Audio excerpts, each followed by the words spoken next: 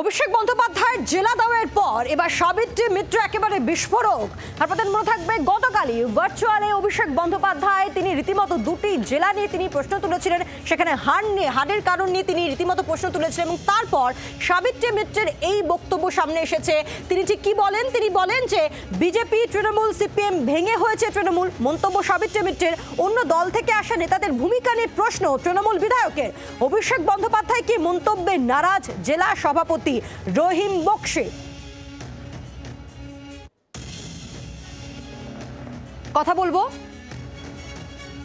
রণজয় সিংহ রয়েছেন আমাদের সঙ্গে সরাসরি, আমাদের প্রতিনিধি। রণজয়, একেবারে বিস্ফোরক বিধায়ক সাবিত্রী মিত্র।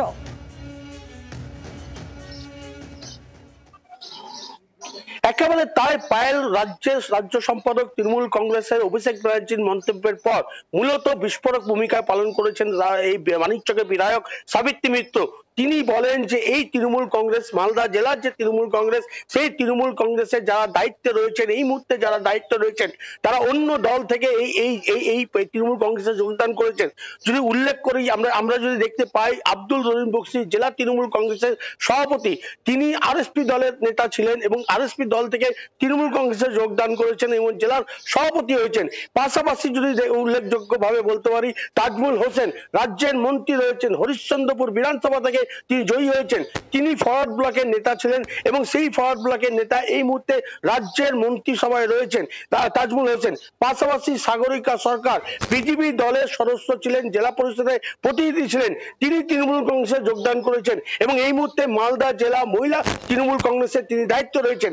এই এমন বিভিন্ন নাম রয়েছে যারা তৃণমূল কংগ্রেসের দায়িত্ব রয়েছে এই জেলার ক্ষেত্রে এবং গত লোকসভা নির্বাচনে এই নির্বাচন পরিচালনা করার জন্য এই সকল ব্যক্তিরাই কিন্তু দায়ী ছিলেন এবং দায়িত্ব পালন করেছেন। মূলত এই ব্যক্তিদের উপর নির্ভর করে তৃণমূল কংগ্রেস কিন্তু এই জেলায় লোকসভা নির্বাচন লড়াই করে এবং যার ফল কিন্তু দেখা যায় যে এক্ষেত্রে তৃণমূল কংগ্রেস দুটি আসনে পরাস্ত হয়। রাজ্যের মুখ্যমন্ত্রী মমতা ব্যানার্জি এই নির্বাচনের সময়, লোকসভা নির্বাচনের সময় বারবার মালদা জেলায় এসেছেন এবং দলীয় নেতাদের মধ্যে যে সমন্বয়ের অভাব, সেই অভাবের কথা বলেছিলেন এবং একত্রিত হয়ে কাজ করতে বলেছিলেন। কিন্তু সেক্ষেত্রে দেখা যায় এই সমন্বয় কিন্তু অভাব থেকে যায় এবং নেতা নেত্রীরা নিজেদের মতন করে তাদের এলাকার মধ্যে যারা রয়েছেন সেই এলাকায় তারা রাজনীতি করেছেন এবং বিধানসভার ক্ষেত্রে কোনো রকম প্রভাব যেন না পড়ে সেক্ষেত্রে তারা রাজনীতি করেছেন। এবং যার ফলপ্রসূ এই জেলায় কোনো আসনে লোকসভার যে দুটি কেন্দ্র রয়েছে, দুটি কেন্দ্রের যে 14টা বিধানসভা রয়েছে, এই জায়গা থেকেই আমরা শুনবো তৃণমূল বিধায়ক সাবিত্রী মিত্রের বক্তব্য। লোকেরা কি কাজ করেনি? নিচু স্তরে যারা কর্মী, নেতা, অঞ্চল প্রেসিডেন্ট বা বুথ প্রেসিডেন্ট, তারা কি কাজ করেনি? বা ব্লক নেতৃত্ব কাজ করেনি? যদি করতো তাহলে নিশ্চয়ই হারতো না। কারণ তো আমাদের তৃণমূলটা কংগ্রেস ভেঙে হয়েছে, সিপিএম ভেঙে হয়েছে, বিজেপি ভেঙে হয়েছে।